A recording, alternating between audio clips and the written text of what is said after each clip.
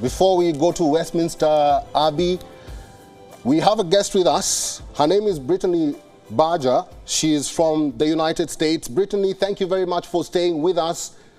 How are Americans viewing this historic day, the Coronation Day?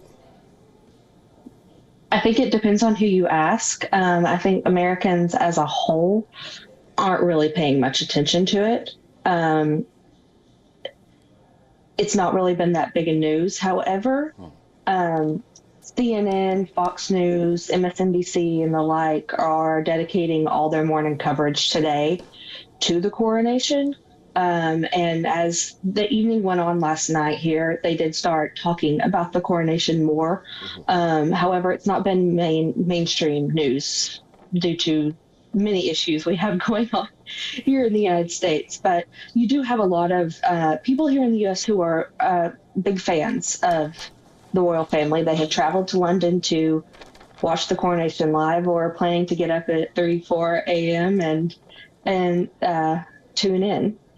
Brittany, let's wait for Charles and Camilla to be crowned king and queen, respectively. Thank you very much for talking to WION World is One today. Thank you. All right, the coronation procession of King Charles will leave Buckingham Palace. It will embark on a half-an-hour-long journey to Westminster Abbey, passing through some of London's most iconic landmarks. We traveled to a few of these places to get a glimpse of the preparations, the decorations, the cleaning operations, the security arrangements, all of it.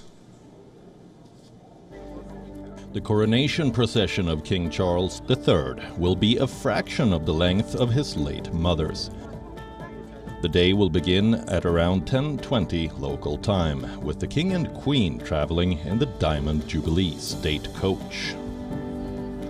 A horse-drawn coach created in 2012 to commemorate Queen Elizabeth's 60th year on the throne.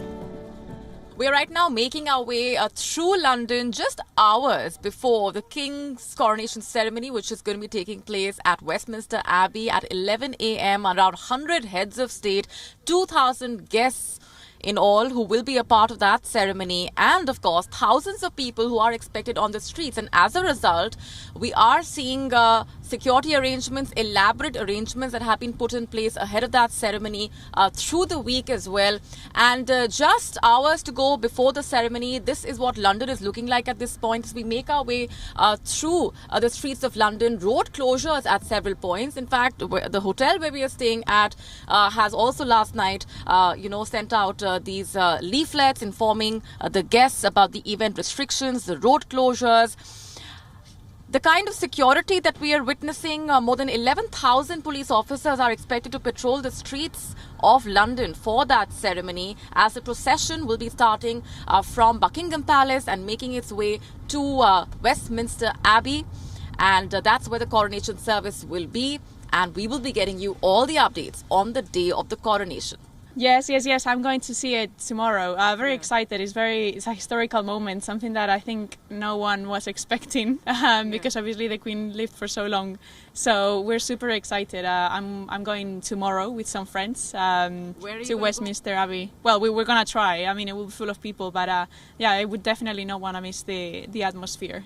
I'm so much excited. Like, I'll be going tomorrow to Westminster Abbey for this. And here also I was coming and I saw at St. House there was a screening done. I'm so much excited. Every bus stop is organized with some crowns and the decoration is the best. It's a lifetime experience. The procession will leave Buckingham Palace through the Centre Gate at around 10:20 a.m. It will then proceed down the Mall, pass through Admiralty Arch and along the south side of Trafalgar Square. Then it will turn down Whitehall along Parliament Street and eventually enter the Great West Door of Westminster Abbey at 10:53 a.m. Hours to go for King Charles's coronation ceremony. I'm standing right outside the spot where the coronation procession will pass through as the coronation service starts at Westminster Abbey at 11 a.m. on the 6th of May. The coronation procession will be starting from Buckingham Palace. It will be going through the most iconic spots of the City of London, including Trafalgar Square, St. James Park. It's a 1.3 mile, approximately a 1.3 mile long route that the procession will be taking down Whitehall, passing through Parliament Square right here, the Big Ben right here behind me. And we will be seeing hundreds of thousands of people gathering along this entire procession route just to catch a glimpse of the king, the royal couple, as they will be officially crowned at that service. Around 2,000 guests will be in attendance, and in a first, a chorus of millions, which is inviting the public to swear allegiance to the king. That will also be a prominent part of the service. The procession will also pass through the Wellington Arch, an iconic monument that stands in London near to the Abbey. The arch has historical significance. It was originally built as an entrance to Buckingham Palace and has been one of the most recognizable landmarks in London for almost 200 years. In September last year, when Queen Elizabeth II died, her coffin passed through this arch. Wellington Arch was originally built as an entrance to Buckingham Palace, and for centuries, coronation processions have passed through this part of London. So will the coronation procession of King Charles III, as the royal couple will be making their way through the streets of London. Hundreds of thousands of people expected on the streets, just waiting to catch a glimpse of the royal couple. About halfway through the 2-hour coronation ceremony, gun salutes involving 400 personnel will mark the moment St. Edward's crown is placed on the king's head. 21 rounds will be fired at 11 locations around the UK, including Edinburgh, Cardiff and Belfast, and on Royal Navy ships at sea. And in London, a 62-round salute will fire at the Tower of London, along with a 6-gun salvo on Horse Guards Parade. The return procession from Westminster Abbey to Buckingham Palace will also take the same route in reverse, but will be larger in scale. Featuring nearly 4,000 personnel, this major military ceremonial operation will be the largest of its kind for a generation. It will include armed forces from across the Commonwealth and the British Overseas Territories, and all services of the armed forces alongside the sovereign's bodyguards and royal watermen. Meanwhile, the Royal British Legion will provide a guard of honor of 100 standard bearers to line the procession route in Parliament Square. In a nutshell, the coronation of King Charles III promises to be a spectacle of a lifetime. So by now you already know what is happening. Today is Coronation Day. It's a very important day and significant day for the royals and the monarchy. In a few minutes from now, Charles and Camilla will be crowned King and Queen. This is Westminster Abbey. Dignitaries and guests have already taken their seats. They're waiting for the moment, the grand moment of the crowning ceremony. Charles and Camilla's coronation procession will be on a route measuring just 1.42 miles, and I understand that the procession has started, if I'm not wrong.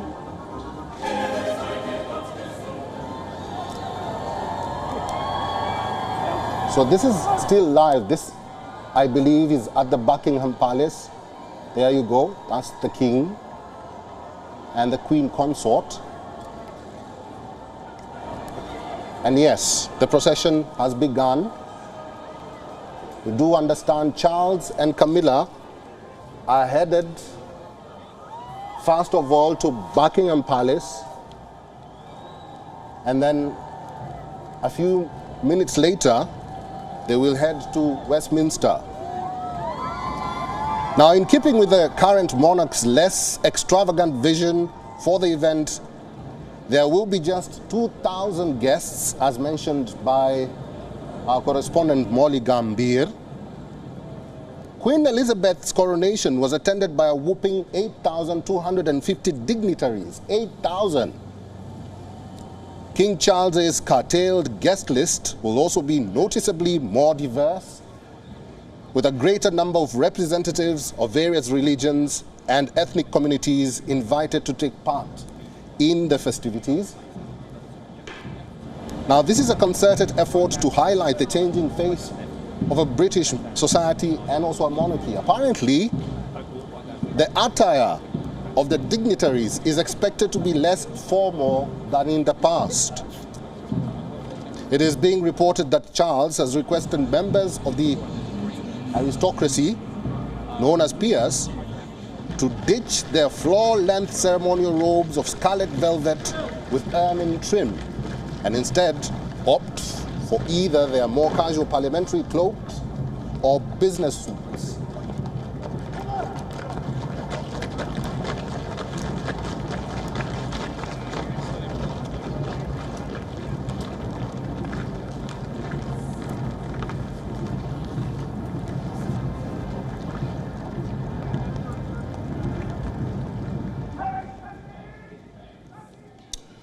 We will return live to London in a short while, but our correspondents right now, Vikram Chandra and Molly Gambhir, are in London. Molly, oh, Vikram, it has started raining. It started to rain on this parade, I'm afraid. I did ask you about the umbrella. But look, I just tell you about the party atmosphere.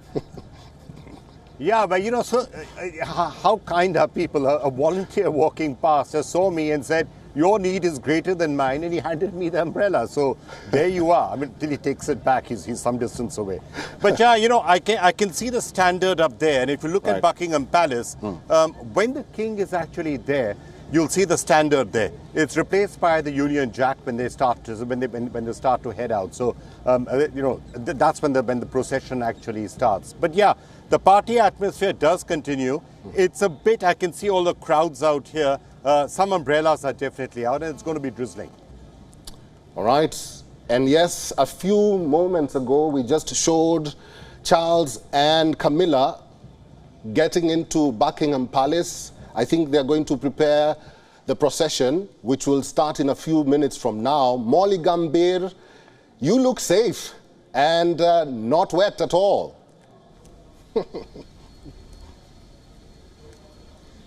Oh, well, you cannot see the slight drizzle, Eric, but I am definitely not as lucky as Vikram to be handed over an umbrella by someone passing by, but I will, you know, grab mine in just a bit. But yes, this was predicted, and even the people we were speaking to last night, you know, the people who've been camping through the night, they came without umbrellas. They only came with some food, some water, some sleeping bags. Some were also talking about how they don't really care if it rains. They're going to just camp there through the night, and you know, they're not going to miss this once in a lifetime moment. They're not going to let the rain play a spoil sport. But there are children who've been camping there with their parents as well. This is just a sample of the enthusiasm, by the way, Eric, that we've seen on the streets. Right. We've seen people dressed up in their finest royal attire.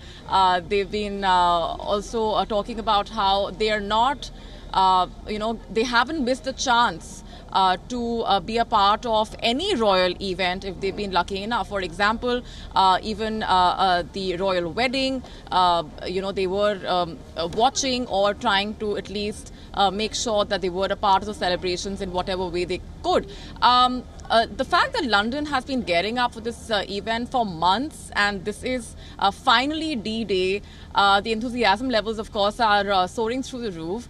And here's hoping that the rain does subside, at least when the coronation procession starts. All right, let's hope so. Molly Gambhir. Vikram Chandra, let me come back to you.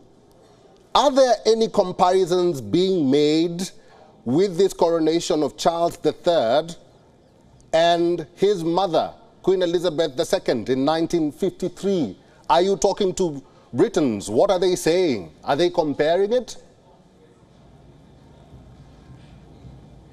Well, you know, the real comparison, I think, for many people is going to be, there have been a number of royal events in the recent past. The the Jubilee was there, then of course the funeral of Her Majesty Queen Elizabeth. Most Britons were probably not alive, when Queen Elizabeth was sworn in. So there's really no parameter, there's really no comparison from a coronation. Britons have not seen a coronation for 70 years. So that is, I think, one of the reasons why there's so much enthusiasm and so much excitement. They've never seen a coronation. They've seen plenty of weddings. They've seen divorces after the weddings as well, of course, and they've seen other things, but never a coronation, not in their lifetime, and that's why they're interested. But not everyone is enthused, I have to tell you. I've just seen reports that some Republican protesters have been getting arrested a short while back. There are those people around who are saying what's happening. There will be protesters. But by and large, yeah, the mood is one of enthusiasm. The mood is, yeah, and it's raining. So I'll let you go so that you don't get drenched. Vikram Chandra, thank you very much for talking to us. Enjoy the moment. Enjoy this historic day.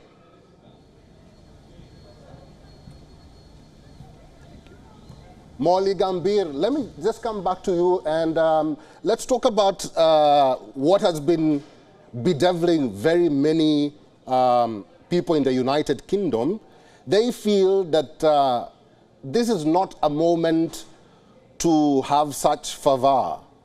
Have you talked to some of them? What are they saying about the cost of coronation? You're talking about the cost of coronation. Are they concerned that after this, they will land into debt? They may land into debt. There are two ways to look at this, Eric, and that's exactly the sentiment. Right, there are two ways to look at this, and that's exactly the contrast in the sentiment that we've sensed through the people we've been speaking to ahead of the coronation ceremony. 50 to 100 million pounds has been the estimate that's been put out. Of course, there's no official figure.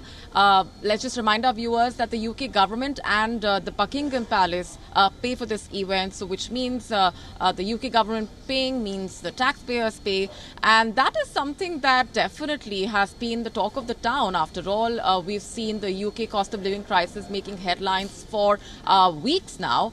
And with the inflation hitting people hard, with millions of households dealing with basic budgeting, basic household costs, spending all that money on a ceremony like this, the pomp and show, the pageantry, definitely is something that has left some Britons disgruntled. But on the other hand, there is the argument, like I was mentioning earlier, that, well, the royal family attracts tourism, you need money to make money, so on and so forth. A recent YouGov poll also had interesting numbers talking about how nearly 51% of those surveyed said that, well, the taxpayers should not be paying for a ceremony like this. So that, of course, is a constant question that's being asked. But having said that, those we've been speaking to, as far as the royal enthusiasts are concerned, they say that, well, today is not the time to raise these questions. Today is the time to celebrate. In fact, the next 2 days are a time to celebrate, and all these questions can be raised later. Is something that the other camp, for example, will not agree with. They say that, these questions should be asked, must be asked, and this, by the way, will be a scaled-back coronation ceremony. You were asking earlier about the comparison that's being made between this ceremony and the previous one that happened 70 years ago in 1953.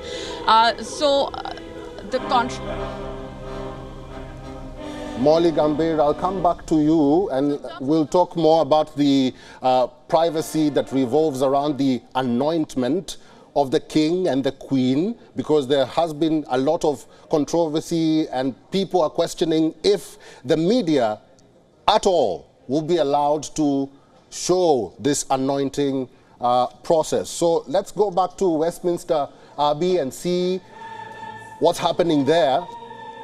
Dignitaries and guests have already taken their seats. They are waiting for the big moment of today. That is the crowning of the king and the queen.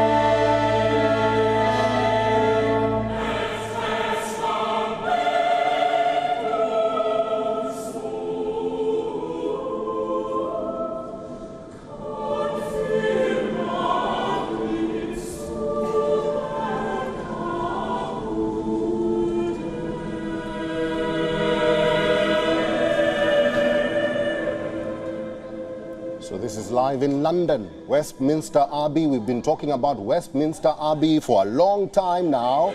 Let me tell you a little bit about Westminster Abbey and this coronation. Now, coronations have been held at Westminster Abbey for over 950 years. Westminster Abbey gets a makeover for each new monarch. Only 3 British monarchs have not had a coronation. They include Edward V, who was locked in the Tower of London with his younger brother. The next monarch not to receive a coronation was Lady Jane Grey, who inherited the throne from her cousin, Edward XVI. Now, the anointing spoon survived the Civil War, that's what we know. Queen Elizabeth II's coronation brought the ceremony into the homes of the general public by being the first to be televised. The only part of the ceremony that was shielded from the glare of the cameras was a sacred ritual of anointment, during which the Archbishop anointed the Queen's hands, breasts, and head with consecrated oil. Charles may choose to follow his mother's example and be anointed in private. However, there is speculation that the new king might break that tradition.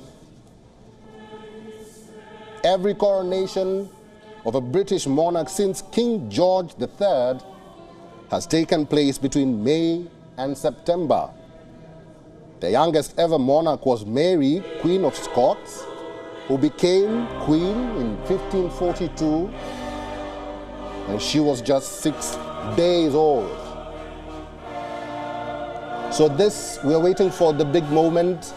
We are waiting for Charles and Camilla to step out of Buckingham Palace and head to Westminster Abbey for this grand day, grand ceremony, grand event, grand moment, where they will be crowned king and queen, respectively, by the Archbishop of Canterbury.